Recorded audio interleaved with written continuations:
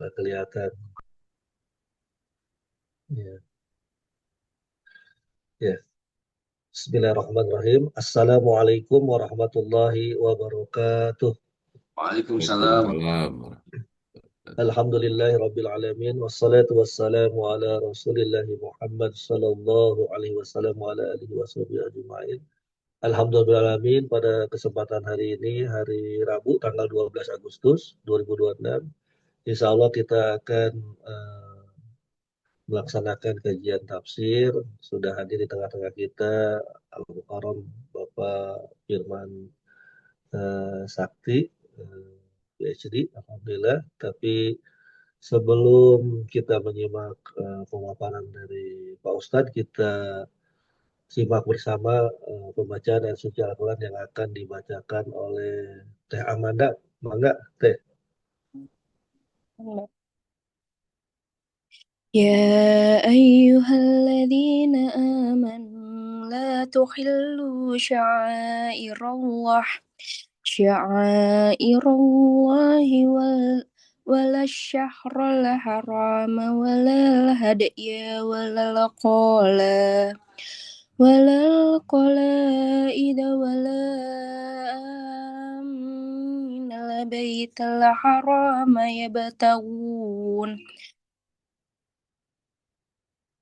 يبتغون فضلا من ربهم ورضوانا وإذا هللتم فاصطادوا ولا يجرمنكم شنآن قوم أن صدوكم عن المسجد الحرام أن تعتدوا وتعاونوا على البر والتقوى ولا تعاونوا على الإثم والعدوان واتقوا الله إن الله شديد العقاب. Shadaqallahul azim. Wahai orang-orang yang beriman, janganlah kamu melanggar syiar-syiar kesucian Allah. Jangan melanggar kehormatan bulan-bulan haram. Jangan mengganggu hadiyu hewan-hewan kurban dan qolaid hewan-hewan kurban yang diberi tanda. Dan jangan pula mengganggu para pengunjung Baitul Rahman sedangkan mereka mencari karunia dan ridho Tuhannya. Apabila kamu telah bertahalul, menyelesaikan ihram, berburulah jika mau. Janganlah sekali-sekali kebencianmu kepada suatu kaum karena mereka menghalang-halangimu dari Masjidil Haram, mendorongmu berbuat melampaui batas kepada mereka. Tolong menolonglah kamu dalam mengerjakan kebajikan dan takwa. Dan jangan tolong menolong dalam berbuat dosa dan permusuhan. Bertakwalah kepada Allah, sesungguhnya Allah sangat berat siksaannya.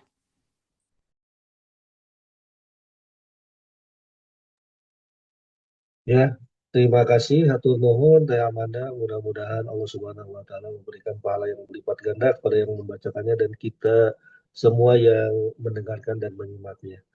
Langsung saja kepada Pak Ustadz Al-Mukarram Bapak Ustadz Firman Sakti, PhD. Mangga dihaturakan, Pak. Bismillahirrahmanirrahim. Izin Pak Hasim Suantan Abdi kehadangu. Tadinya Mbak Saya kesini pisan, ya, saya pisan, saya. masih. Mangga, Alhamdulillah. mangga.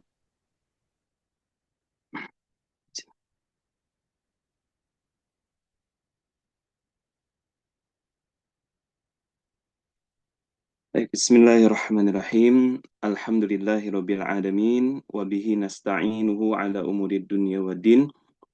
Wassalatu wassalamu ala asyrafil anbiya'i wal mursalin wa ala alihi wa ashabihi ajma'in. Amma ba'du. Yang kami hormati Pak Dekan beserta jajarannya di Fakultas Hukum serta seluruh guru besar yang kami hormati serta seluruh keluarga besar Fakultas Hukum Universitas Islam Bandung. Assalamualaikum warahmatullahi wabarakatuh. Waalaikumsalam. Waalaikumsalam warahmatullahi wabarakatuh. Alhamdulillah, asbahna wa asbahamul kulillah walhamdulillah la syarikalah. Alhamdulillah mengawali subuh di hari Rabu ini mudah-mudahan semuanya dalam keadaan sehat walafiat, tidak ada kekurangan apapun, baik lahir ataupun batin. Semoga setiap langkah-langkah kita menuju kebaikan dijadikan dan dinilai oleh Allah Subhanahu wa Ta'ala menjadi investasi kebaikan, menjadi amal soleh kita yang insya Allah kita sama-sama akan tuai, akan panen di akhirat kelak. Dan mudah-mudahan kajian ya tafsir pada pagi hari ini juga, meskipun mungkin secara virtual ya, mudah-mudahan ini menjadi salah satu wasilah ya kita untuk pertama tentunya adalah bertambah keimanan, yang kedua bertambah ilmu, dan yang berikutnya adalah bertambah amal. Amin ya rabbal alamin. Hadirin rahimakumullah, pada pagi hari ini insya Allah kita akan sama-sama mentadaburi ya taujih Rabbani kalam ilahi mengenai konsep at-ta'awun ya, ta'awun di dalam Al-Quran. Spesifiknya insya Allah kita fokus kepada surah surah Al-Maidah ya, ayat 2 yang sudah dibacakan tadi sebetulnya ya, oleh siapa tadi, Amanda ya, insya Allah.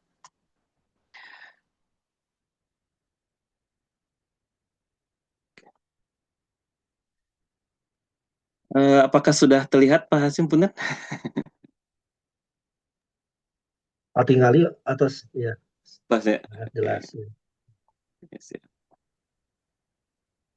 Baik,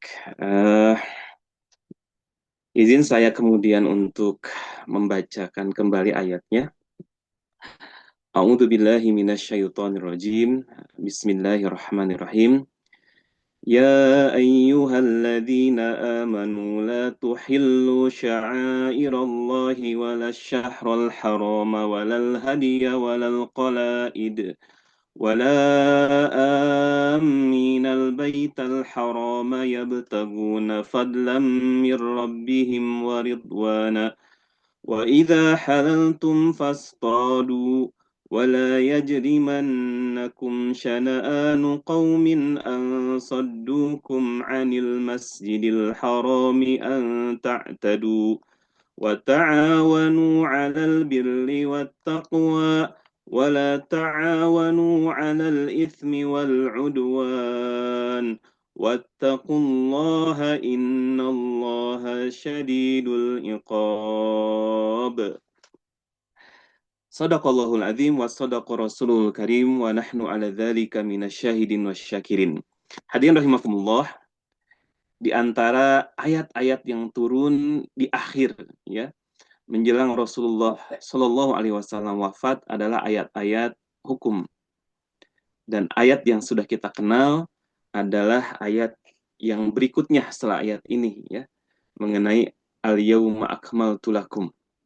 Nah, para ulama mengatakan kalau itu ayat ya, kalau di antara surat-surat akhir yang turun adalah surah Al-Maidah dan juga rangkaian surah-surahnya berkaitan dengan hukum. Nah, ini hal yang penting. Kenapa hadirin rahimakumullah? Karena ayat-ayat terakhir itu berkaitan tentang kesempurnaan Islam itu sendiri. Dan juga kalau kita memerhatikan tentang khutbatul wada ya, khutbah terakhir Rasulullah di Hujjatul Wada berkaitan tentang amanah ya, tentang bagaimana umat Islam ini menjaga legacy ya, menjaga amanah yang kemudian sudah Rasulullah SAW sampaikan ya kepada para sahabat. Maka mudah-mudahan ya kita termasuk umat Rasulullah SAW yang menjaga amanah tersebut. Nah, di antara amanah risalah tersebut termaktub di dalam surah Al-Maidah ayat yang kedua ini.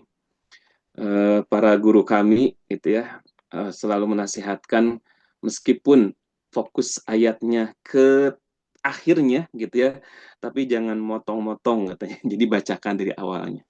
Ya, tadi sudah membacakan ayatnya dan juga terjemahnya tadi sudah dibacakan oleh Teh Amanda ya. Saya coba mengutip hadinahimullah kepada tafsir ya Al-Munir yang ditulis oleh Dr. Wahbah Az-Zuhairi. Ya. Menariknya ayat ini, kata beliau, وَهَذَا مِنْ جَوَامِئِ الْكَلَامِ الشَّامِلِ. Ya. Dan rangkaian ayat ini, dan khususnya bagian akhir tentang tema kita pada hari ini, ya, tentang ta'awun alal itsmi wal ta'awanu alal birri wat taqwa wala ta'awanu alal itsmi wal udwan. Kata Wahbah Az-Zuhairi, hal ini termasuk jawami'ul kalam, al-jami' wal ma'ni gitu ya, ungkapan yang sangat komprehensif. Likulli khairin wa syarrin, mencakup segala bentuk kebaikan dan keburukan. Wa ma'rufin wa munkarin, ya, segala sesuatu yang ma'ruf maupun yang munkar. Ma'a ruqubatillah fi sirri wal alan, disertai dengan kesadaran, ya, bahwa sesungguhnya Allah Subhanahu wa taala senantiasa melihat dan mengawasi, ya. Kita mengenal konsep muraqabah. Kita merasa dilihat dan diawasi oleh Allah Subhanahu wa taala. Fisarli, dari dalam keadaan sedang sendirian gitu ya, sorangan, wal alani, atau dalam keramaian. Hadirin rahimakumullah. Jadi kalau menurut Wahbah Az-Zuhairi, ayat ini tuh, kalau kita memahami ayat ini cukup sebetulnya, gitu ya bahasanya. Jadi ini satu yang komprehensif, konsep tentang kebaikan dan keburukan, ya.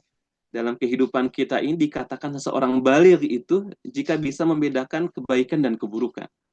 Maka ayat ini berbicara mengenai apa itu kebaikan dan keburukan.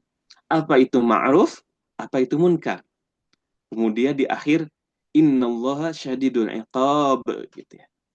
Ada ancaman. Jika kemudian kita melanggar batasan-batasan Allah itu, maka ada ancaman yang sangat berat. Maka mudah-mudahan ya tentang tafsir ayat ini memberikan bekal kepada kita semuanya tentang betapa Allah Subhanahu wa taala sudah memberikan ibrah yang jami wal mani azami al jami wasyamil gitu ya. Nah, kemudian beliau mengungkapkan lagi hatanil ayatani tadammanat usulul Islam fil muamalat wal alaqatil ijtamaiyah.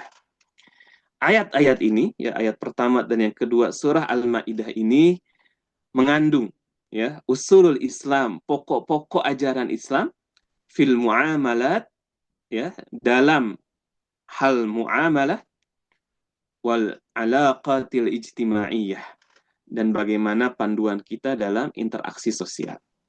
Masya Allah, hadirin rahimakumullah, betapa Allah Subhanahu wa taala menginginkan kita menjadi pribadi-pribadi yang tidak hanya soleh sendiri, gitu ya, tetapi juga mampu kemudian salih wa muslih, gitu ya.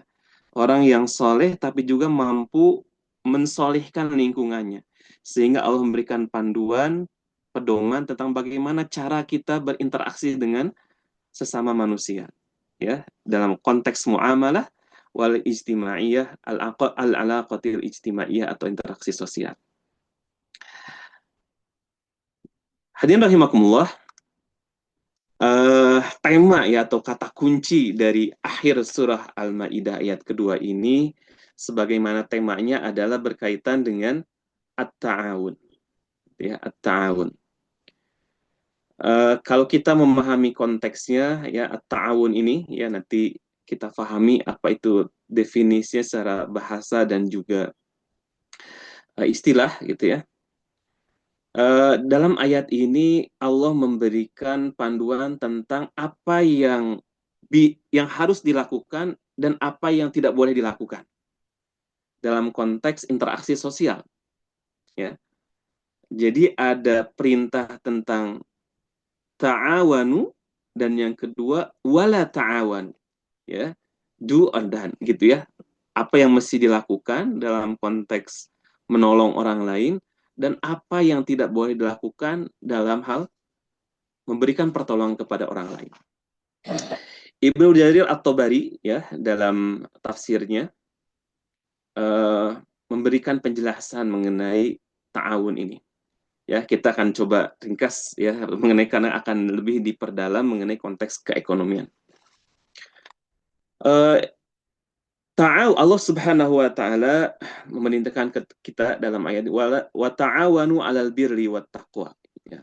Maka tolong menolonglah, berkolaborasilah gitu ya. Dalam hal apa? Al birri wat taqwa. Allah menyebutkan di sini dengan ibarah yang sangat indah, al birru. Al birru itu mencakup segala kebaikan. Turunan-turunan dari kebaikan itu. Kita ketahui bahwa ruang lingkup kebaikan itu banyak ya, hadirinullah, dalam konteks lingkung cukup kecil, keluarga, ya, lingkungan tempat kita bekerja, lingkungan tempat kita tinggal, dan lebih luas lagi di mana kita kemudian berada. Segala bentuk-bentuk kebaikan itu kita harus ta'awanu, ya, saling tolong menolong.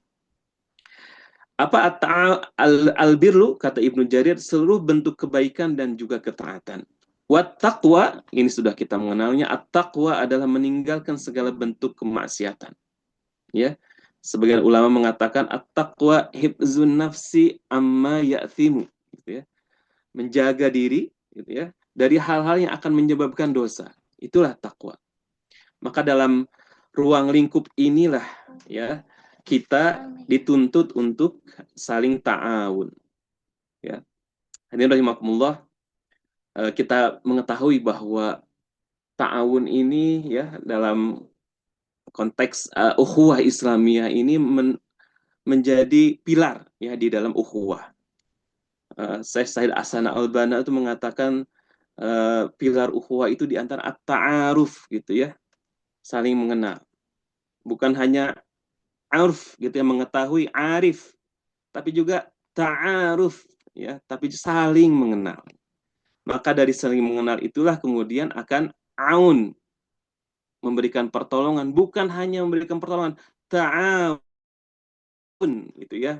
Sirahnya itu adalah tafa'ul, artinya saling.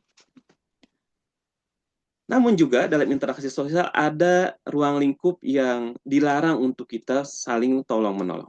Ya, kebalikannya. Kalau tadi diperintahkan dalam al-birru, maka kemudian Allah melarang al-ithmu. Wala ta'awanu 'alal ithmi. Ya.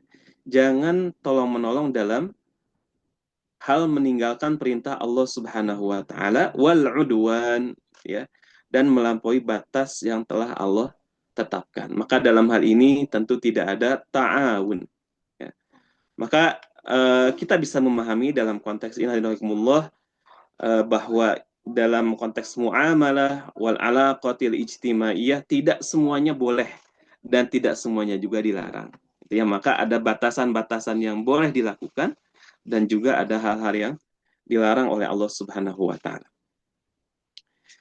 Maka kemudian kalau kita memerhatikan ya kepada hadis-hadis ya, banyak sekali bagaimana tuntutan Rasulullah Shallallahu Alaihi Wasallam mengenai konsep ta'awun ini. Ya. Kita sudah mengetahui bahwa al-muslimu kal-muslimi kal-bunyan, gitu ya, seperti bangunan, kal-jasadil wahid, seperti satu tubuh, ya, satu badan. Maka kemudian dalam hadis yang lain Rasulullah bersabda, man nafasa an mu'minin kurbatan min kurobi dunya nafasallahu anhu kurbatan min kurobi yaumil qiyamah. Barang siapa yang menghilangkan kesusahan ya dari kesusahan dunia orang mukmin, apapun ya, hadirin rahimakumullah, sampai kemudian mengambil duri dari jalan, maka Allah menjamin ya. Allah akan menjamin gitu ya. Nafasallahu anhu kurbatan min kurobi yaumil qiyamah. Kesusahan kita di akhirat nanti Allah akan mudahkan, Allah akan angkat. Wa man yassara an ala mu'sirin yassarallahu alaihi fid dunya wal akhirah. Barang siapa yang memberikan kemudahan orang yang kesulitan, nah dalam konteks utang ataupun dalam kehidupan yang lainnya, ya. Kalau kita mengenal hari ini ada sebuah guyonan, kalau bisa susah kenapa dipermudah, kan gitu ya. Nah, justru dalam Islam itu tidak begitu ya. Kalau bisa mudah kenapa dipersulit gitu ya. Bahkan yang sulit pun coba kita mudahkan gitu ya. Kemudian Rasulullah mengatakan, maka Allah akan berikan kemudahan baginya di dunia dan akhirat. Wa man satara musliman satarahullahu fid dunya wal akhirah. Barang siapa yang menutup aib seorang muslim, gitu ya, maka Allah akan menutup aibnya di dunia dan akhirat. Dan kemudian ini yang menjadi kaitannya dengan tema kita, wallahu fi aunil abdi ma kanal abdu fi auni akhi.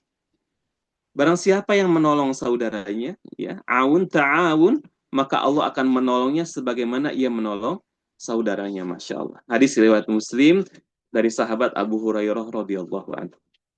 Hadirin rahimakumullah, wallahu fi aunil abdi ma kana al-abdu fi auni akhi. Jadi kalau hidup kita ingin dipermudah oleh Allah Subhanahu wa taala, maka perbanyaklah menolong orang lain. Insya Allah Allah akan menolong kita dan mempermudahkan urusan kita.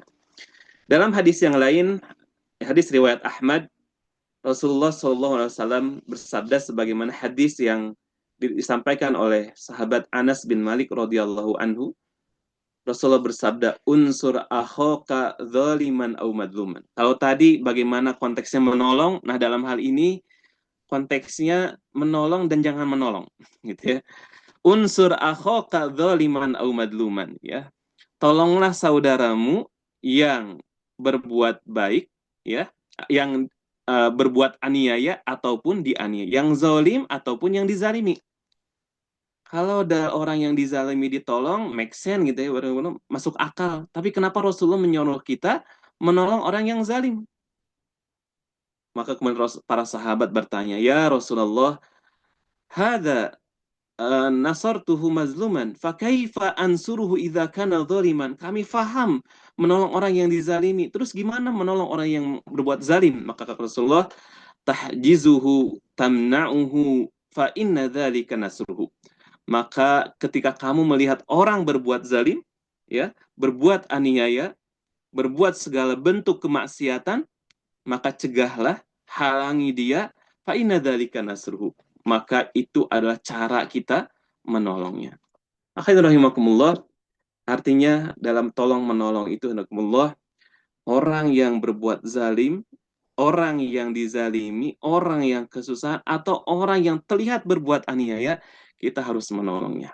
Jangan kita membiarkannya. Maka itulah ruang lingkup ta'awun, gitu ya.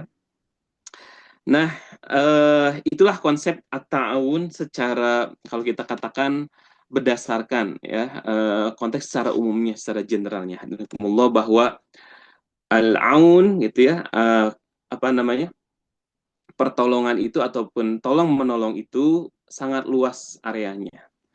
Maka kita jangan membatasi diri untuk membantu saudara kita, membantu siapapun ya dalam kebaikan-kebaikan.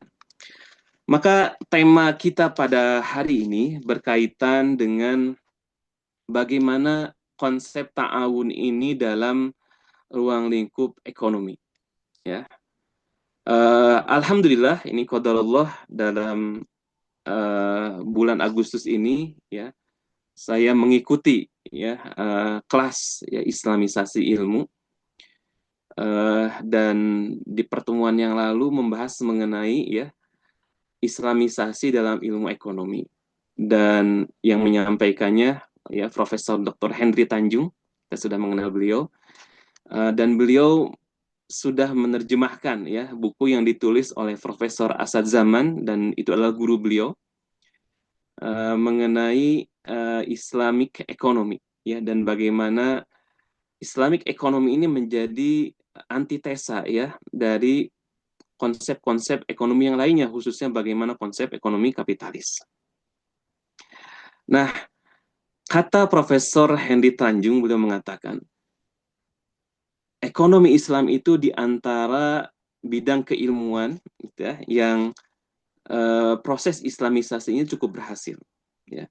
Karena bukan hanya tentang konsep, tapi juga sudah masuk kepada ranah-ranah implementasi, bahkan sudah berbentuk wujud dalam lembaga-lembaga keuangan syariah. Maka Islamisasi dalam ilmu, bidang-bidang ilmu yang lainnya perlu dilaksanakan gitu ya. Dan bagi kita tentu para keluarga besar Unisba ya punya peran di dalam hal ini. Nah, kita fokus kepada bagaimana konsep ta'awun ini di dalam ekonomi. Profesor Asad Zaman ya di dalam bukunya mengatakan bahwa secara umum ya Islam ini mengutamakan kerjasama dan harmoni ya. Kemudian bagaimana membelajarkan harta dan kekayaan untuk mencapai tujuan tersebut. Tentu hal ini bertentangan dengan ekonomi liberal ya yang menjadikan pasar bebas sebagai sebuah hutan tempat perusahaan-perusahaan dan orang-orang bersaing untuk mendapatkan kekayaan maksimal. Maka kepentingan sosial lebih diutamakan daripada kepentingan pribadi. Nah, salah satu pilar ya di dalam ekonomi Islam ya, konsep ekonomi Islam adalah bagaimana membangun kolaborasi ya, kerjasama yang harmoni yang kita kemudian mengenalnya dengan konsep at-ta'awun itu sendiri. Hadirinullah, kita coba ya bagaimana Profesor Asad Zaman ini mengkritisi ya tentang konsep ya ekonomi yang hari ini kita gunakan gitu ya, yang kemudian menimbulkan berbagai banyak permasalahan gitu mengenai ekonomi kapitalis ya. Tentu dalam hal ini izin ya, bukan saya sangat pakar dalam hal ini gitu ya. Namun kita coba sama-sama mengamati ya bagaimana ekonomi kapitalis yang hari ini digunakan dalam berbagai sistem perekonomian dunia menghasilkan berbagai banyak persoalan gitu ya. Ada ketimpangan ekonomi, kemudian distribusi pendapatan yang tidak adil ya, kemudian juga melahirkan berbagai problem-problem yang lain. Jadi kata Profesor Hendy Tanjung mengatakan bahwa kita harus kemudian memahami ya apa yang terjadi hari ini, kemudian bagaimana kita mengerti tentang sistem ekonomi hari ini, dan juga bagaimana kita mengkritisi dan menawarkan solusi dari apa yang menjadi permasalahan hari ini. Ya. Jadi sistem ekonomi saat ini belum mampu menciptakan keadilan dan kesejahteraan untuk semua. Ya, maka paradigma ekonomi baru perlu kemudian dimunculkan. Ya. Di sisi yang lain bahwa sistem ekonomi kapitalis ya berdasarkan buku ya tadi disebutkan melahirkan pribadi-pribadi manusia-manusia yang individualis materialistik gitu ya. Fokus kepada profit ya, keuntungan material, kemudian konsumtif, kepentingan diri sendiri. Hilang kemudian nilai-nilai spiritual, ya sosial, moral.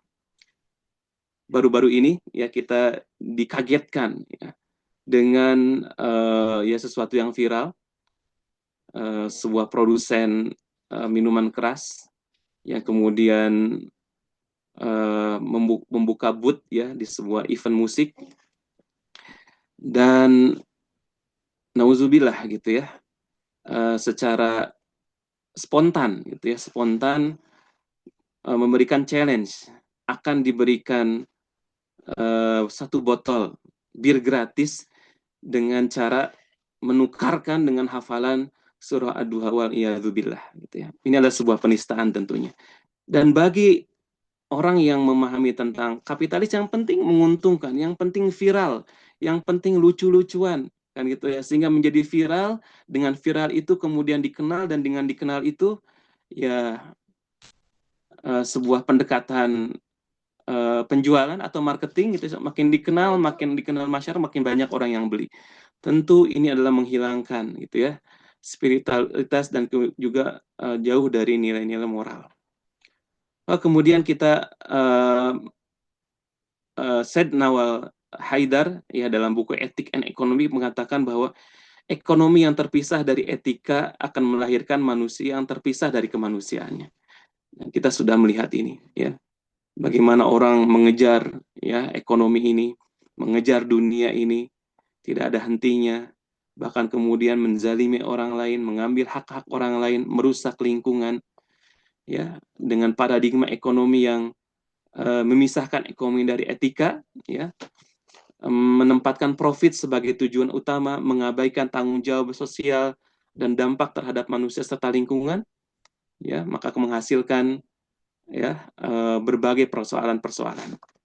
Maka alhamdulillah ini sebagai kritik, ya, keilmuan akademik, ya.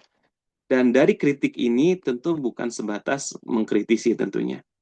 Maka kita harus mencoba menawarkan konsep apa yang kita sebagai muslim mampu memberikan solusi dari berbagai persoalan-persoalan ini. Nah, maka kenapa kemudian kita membahas ta'awun, ya, relevan hari ini? Tentu berbicara mengenai ekonomi tidak cukup berbicara mengenai satu konsep tentunya. Itu ada banyak variabel-variabel yang perlu kita kaji gitu ya. Ta'awun merupakan salah satu kata kunci di dalam konsep itu sendiri. Ya. Ekonomi butuh lebih besar dari sekedar kompetisi. Ya, kita perlu bekerja sama dalam kebaikan. Ya. Maka Allah Subhanahu wa taala, kita kembali kepada surah Al-Maidah ayat kedua ini yang menjadi dasar, ya, pilar dalam berbagai konsep, dalam konsep muamalah dan juga al-alaqah al-ijtimaiyah. Kata kuncinya adalah bagaimana kita bekerja sama dalam kebaikan itu. Dalam konsep ilmu ekonomi, ya, dalam akad-akad, tentu di sini banyak pakar, ya, para guru besar yang fokus kepada akad-akad kontrak tentang ekonomi syariah, ya, di perbankan khususnya. Kita mengenal misalkan konsep akad yang ada yang tabarru, gitu ya. Akad-akad kontrak transaksi itu memang apa namanya, ada yang for profit gitu ya, ada yang non profit gitu ya, kita mengenal tabarru gitu ya. Dan dalam yang profit pun bahkan kita mengenalnya dengan konsep yang kolaborasi dan ta'awun. Kita coba mengenal mudorobah, ya, musyarakah, kan gitu ya. Kalau doroba memukul, kalau mudorobah saling memukul gitu kan. Dalam konteks bukan memukul dengan tangan, dengan pukulan gitu ya. Ini adalah bagaimana konsep saling sharing gitu ya dalam permodalan dan juga skill, ya, mudorobah, musyarakah, ya, sharing dalam permodalan gitu ya. Itu adalah konsep ta'awun. Bahkan dalam konsep akad-akad yang profit oriented gitu ya, itu ada konsep ta'awunnya di sana. Apalagi gitu ya dalam konsep yang tabarru, akad-akad yang non for profit. Ya, kita mengenal di sana ada qardul hasan, kan itu ya. Kemudian dalam konteks filantropi kita mengenal zakat, infak, sodako, wakaf gitu ya. Nah, inilah yang kemudian harus kita perkuat, ya, tentang pemahaman dan juga bagaimana mengimplementasikannya dalam kehidupan. Tentang realitas kita hari ini tadi, ya, yang sudah kita identifikasi yang merupakan dampak gitu ya dari sistem ekonomi yang fokus kepada profit dan menghasilkan pribadi-pribadi yang individualistik, ya, pribadi-pribadi yang hanya fokus kepada dirinya sendiri. Maka kemudian kita menggali kembali tentang konsep ekonomi Islam itu sendiri.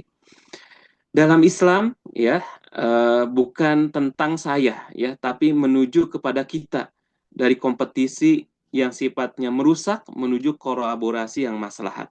Maka dalam ekonomi Islam kita mengenal tujuan akhir, ya, dari kegiatan aktivitas ekonomi itu adalah al-falah, ya. Al-falah ini sendiri, ya, satu kata yang sudah familiar, ya, dalam konsep ekonomi Islam, merupakan tujuan akhir dari segala aktivitas, khususnya aktivitas ekonomi. Ya, kita sering mendengar, ya, al-falah ini setiap hari, ya, hayya 'alal falah gitu ya. Mari kita menuju kepada, kita mengartikan kesuksesan, kebahagiaan, kesejahteraan, ya, dunia dan akhirat. Maka untuk meraih kepada al-falah itu, gitu ya, dalam konsepnya, semua aktivitas ekonomi ini harus melahirkan kemaslahatan.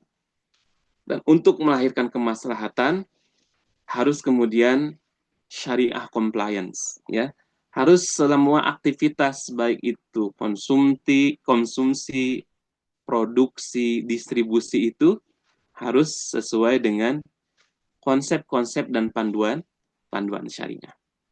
Ya, jika kita mengenal tagline NKRI harga mati, ya, dalam ekonomi syariah, halal dan haram itu harga mati. Ya, halal dan haram itu adalah harga mati. Ada ini masa utik gitu ya, haramna tetap haram, harga mati gitu ya. Nah, maka mudah-mudahan ya konsep ta'awun ini yang merupakan salah satu pilar dalam ekonomi Islam, ya, bagaimana kita konteks berekonomi, ya, bersosial, bukan mementingkan diri sendiri, bahkan dalam konteks profit pun, bisnis pun, ada konteks ta'awun di sana, mudah-mudahan menjadikan jawaban dari permasalahan-permasalahan yang tadi kita sudah identifikasi hasil dari konsep ekonomi yang tidak syariah compliance. Maka kemudian hadirin rahimakumullah, ibu bapak sekalian, dari buku tadi ya yang kemudian saya coba elaborasi dengan satu artikel yang cukup menarik ya, yang sangat relate dengan tema kita pada hari ini. Ada sebuah artikel yang berjudul Konsep Ta'awun Ekonomi dalam Al-Quran, Solusi Islam Terhadap Kesenjangan di Era Kapitalisme, gitu ya. Kapitalisme ini sudah begitu merusak, maka perlu ada solusinya, ya. Maka surah Al-Maidah ayat yang kedua ini yang kemudian membimbing kita tentang bertolong-menolong, ta'awun dalam kebaikan dan takwa, dan jangan ta'awun dalam berbuat dosa dan juga berbuat permusuhan ataupun melampaui batas. Syekh Yusuf Al-Qaradawi itu ya menyampaikan bahwa ada dua dimensi ya dalam konteks bagaimana kita berinteraksi ini yang kemudian menghasilkan ta'awun ini. Yang pertama adalah disebut dengan hablum minallah, dimensi vertikal. Bagaimana hubungan kita dengan Allah Subhanahu wa taala. Ya. Di mana dalam hal ini ya Allah Subhanahu wa taala menjadi niat awal kita dalam segala aktivitas kita. Ya. Allah dulu gitu ya. Kemudian setelah Allah dulu Allah lagi, dan setelah itu Allah terus ya. Niat kita itu untuk Allah Subhanahu wa taala. Lillah, kita niat kita karena Allah Subhanahu wa taala. Dalam kita berbisnis, dalam kita beraktivitas, bekerja, niatnya karena Allah Subhanahu wa taala. Kemudian ekonomi sebagai bentuk ibadah kita. Bekerja, ya, berdagang, berinteraksi adalah ibadah kepada Allah Subhanahu wa taala. Dan dilakukan dengan penuh ketakwaan. Itulah dimensi kita, hubungan kita dengan Allah Subhanahu wa taala. Dan tentu karena kita manusia, ya tidak bisa kemudian hanya cukup ya dimensi vertikal, kita wajib menjadi pribadi yang solih wa muslih. Tadi kan ya, solih secara konteks dimensi vertikal kepada Allah, kita pun harus solih secara sosial. Ya, bahkan kalau bisa bukan hanya baik secara sosial, tapi juga mampu menawarkan solusi dan memperbaiki keadaan, disebut dengan muslih. Ya, kerja sama yang produktif, ya, membangun kolaborasi untuk hasil yang optimal, kemudian distribusi kekayaan yang adil, dan juga pemberdayaan ekonomi. Nah, ada 5 hal yang sifatnya fundamental dalam konsep ta'awun ekonomi. Ini berdasarkan kepada ayat-ayat ta'awun di dalam Al-Quran. Ya. Saya mengutip ya dari artikel tadi, ada 5 hal yang fundamental ketika berbicara mengenai ta'awun di dalam Al-Quran. Yang pertama, Allah Subhanahu wa taala meminta kepada kita semuanya, hadirin rahimakumullah, untuk ada yang namanya at-tauzi ats-tsarwah gitu ya.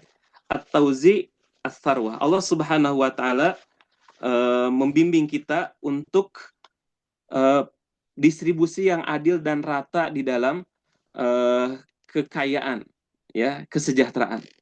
Dalam surah Al-Hasyr ayat 7, yang artinya supaya likaila dulatan bainal aghniya'i minkum, ya.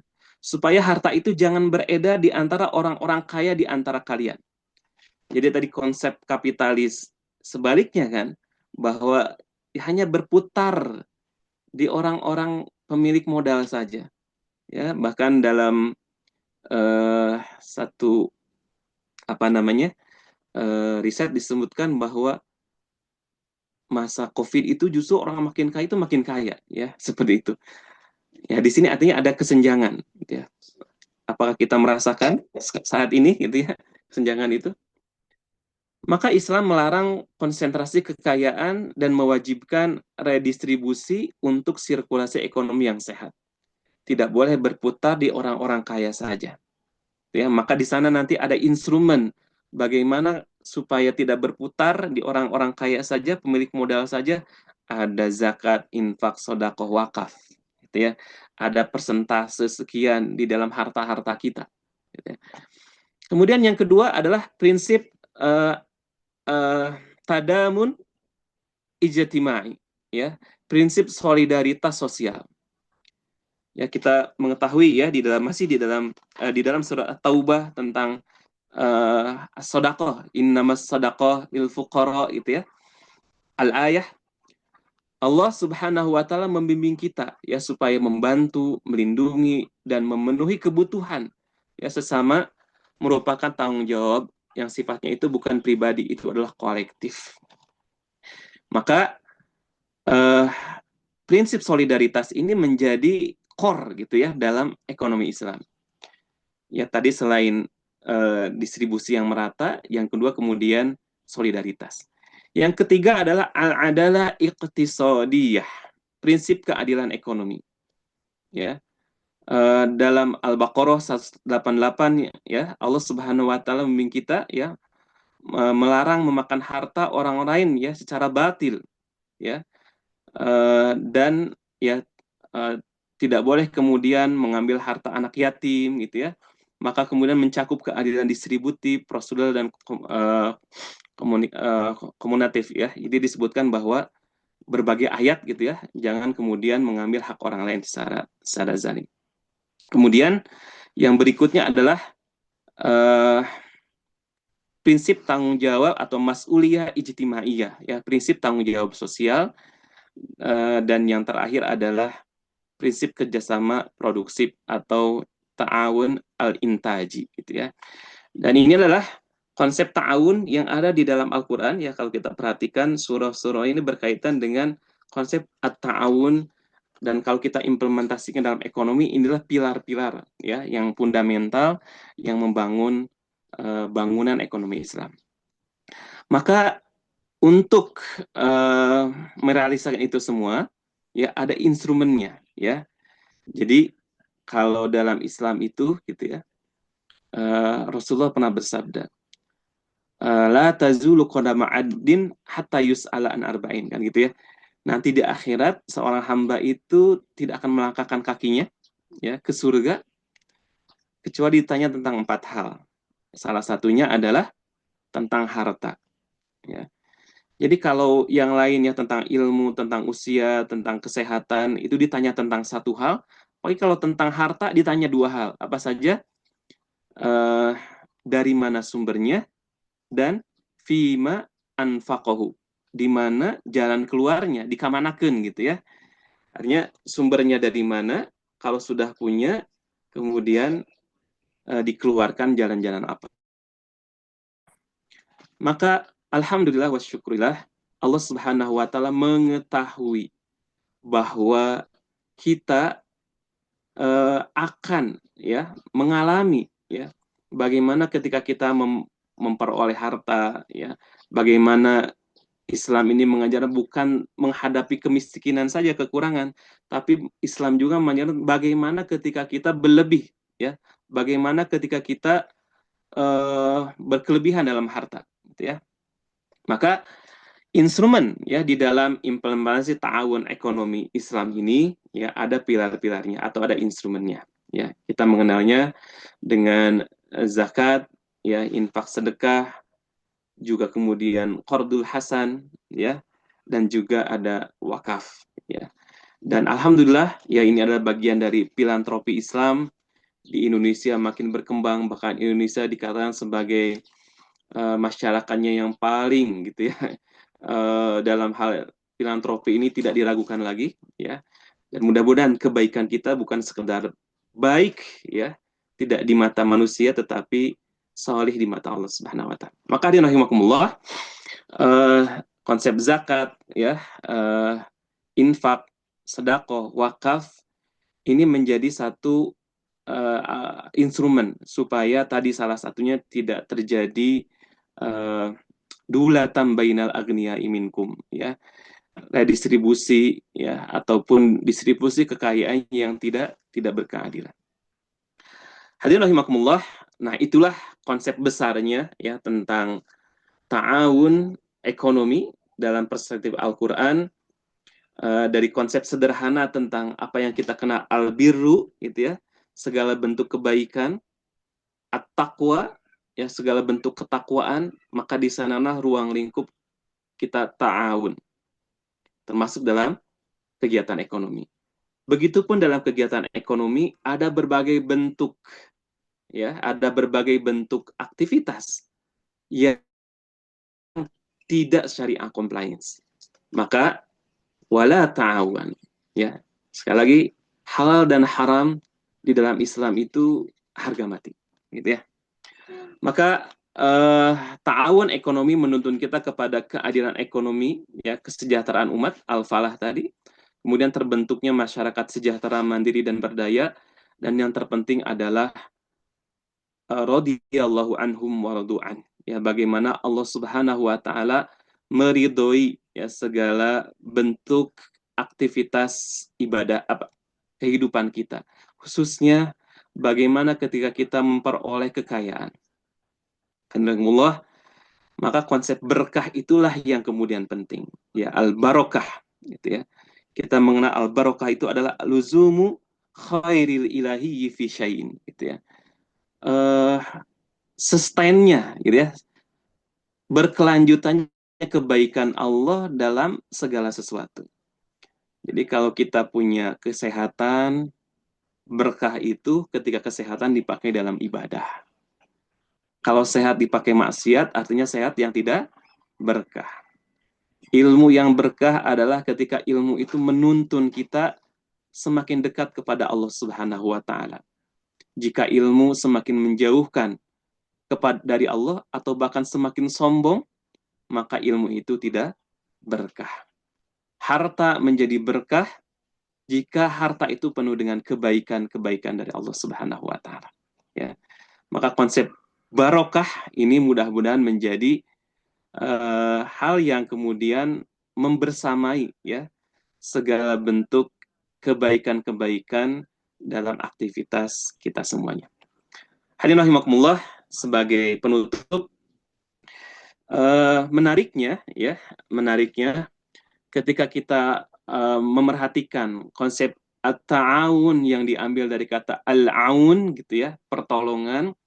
Sebenarnya kalimat aun ini sangat friendly lah dengan kita. Kenapa? Karena tiap hari kita selalu minta kepada Allah Subhanahu wa taala. Di dalam surah Al-Fatihah yang kita baca berulang-ulang, Allah Subhanahu wa taala ya berfirman dan kita senantiasa berdoa, iyyaka na'budu wa iyyaka nasta'inu. Nah, nasta'inu artinya kita minta pertolongan kepada Allah Subhanahu wa taala. Para ulama mengatakan, ayat ini ya kata para ulama, kenapa ada rangkaian seperti ini? Karena kita tidak mungkin bisa beribadah kepada Allah Subhanahu wa taala. Kita tidak mungkin baik dalam beribadah kepada Allah Subhanahu wa taala kecuali atas dasar al-aun, ya, pertolongan dari Allah Subhanahu wa taala. Jadi dalam berbicara konsep ta'awun ini, ya, kita mencoba mengimplementasikan dalam kehidupan sosial kita, namun yang terpenting adalah tidak ada pertolongan, ya, tempat kita meminta pertolongan dan tidak ada yang bisa memberikan pertolongan kecuali sumber dari pertolongan itu sendiri, yaitu Allah Subhanahu wa taala. Maka mudah-mudahan doa-doa yang kita ungkapkan dalam surah Al-Fatihah dan doa yang kita ungkapkan setiap kali selesai sholat, ya, sebagaimana Rasul bersabda kepada Mu'ad, ya Mu'ad, wallahi inni la uhibbuk, ya, wahai Mu'ad, demi Allah sesungguhnya aku mencintaimu. Usika ya Mu'ad, aku berwasiat kepadamu, la tada'anna fi duburi kulli salatin antakul, setiap selesai sholat untuk berdoa, Allahumma a'inni ala dzikrika, ya Allah, aku meminta pertolongan kepadamu untuk bisa berzikir kepadamu, wa syukrika, dan bersyukur kepadamu, wa husni ibadatik, dan baik beribadah kepadamu.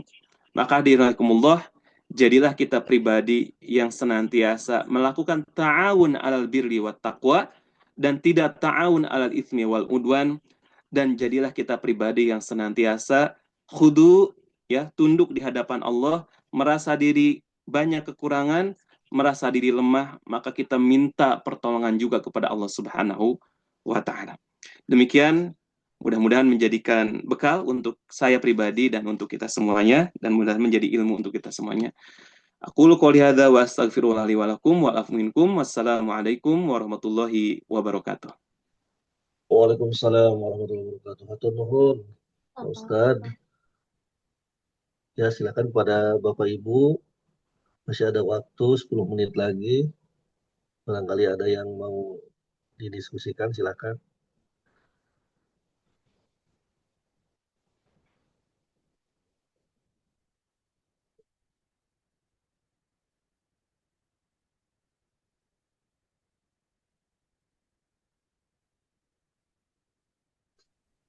Assalamualaikum Pak Ya. Hasim.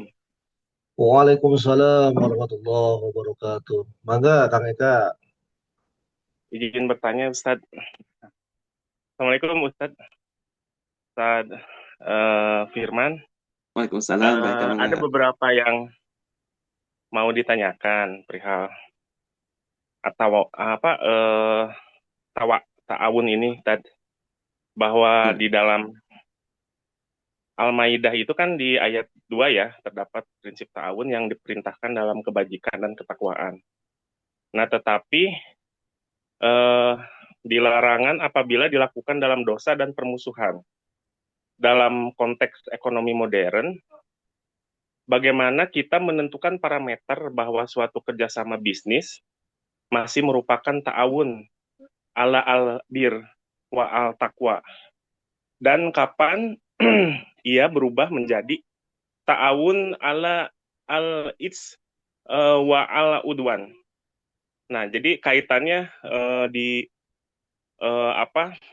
corporate ya, itu kan ada saingan bisnis dan lain-lain. Nah, dalam menjalankan bisnisnya itu harus saling membantu. Nah, konsep ta'awun ini apabila mengarah kepada menyuap, gitu. Nah, bagaimana itu tanggapan Ustadz mengenai yang tadinya dalam konsep ta'awun ini, kemudian atau kerjasama bisnis ini masuk ke dalam merupakan ta'awun ala al-bir wal ataqwa atau ta'awun ala al-is wa al-udwan.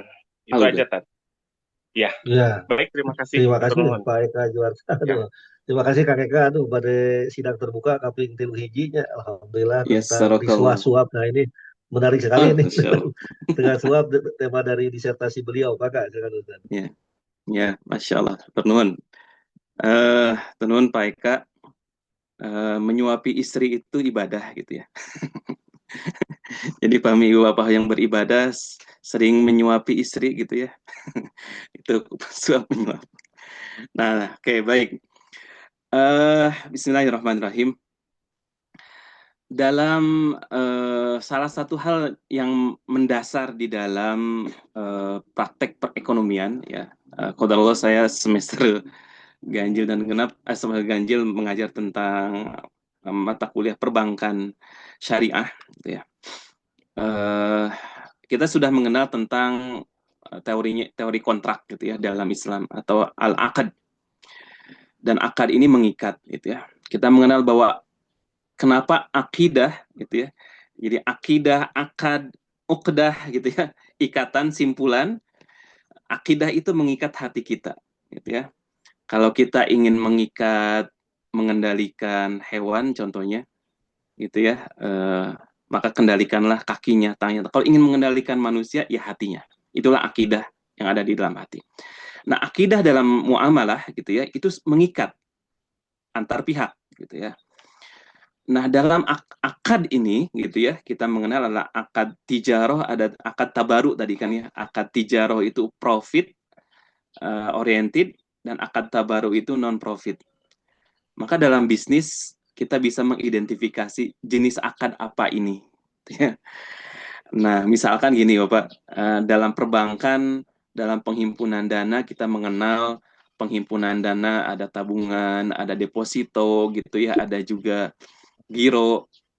Sama, secara nama sama kan gitu dengan perbankan konvensional. Tapi kenapa ada bedanya di sana? Karena akadnya yang berbeda. Ya, ada menggunakan tabungan misalkan wadiah, ada tabungan mudorobah. Itu yang kemudian membedakan. Sementara di konvensional adanya bunga, kan gitu ya. Nah, begitu juga dalam misalkan dalam pembiayaan, ya ada musyarakah, ya kalau dari konvensional kredit kan gitu ya, peminjaman dengan bunga. Nah, dalam Islam tidak ada, adanya mudoroh, adanya musyarakah. Nah, akad itulah yang kemudian bisa kita identifikasi jenis ta'awun apa ini gitu gitu. Nah, ruang lingkup kerjasama gitu ya antar berbagai pihak ini tentu banyak bentuknya. Kita bisa mengidentifikasi ini. Kalau pemberian itu contohnya misal apakah ini infak, sedekah atau hadiah, kan gitu ya.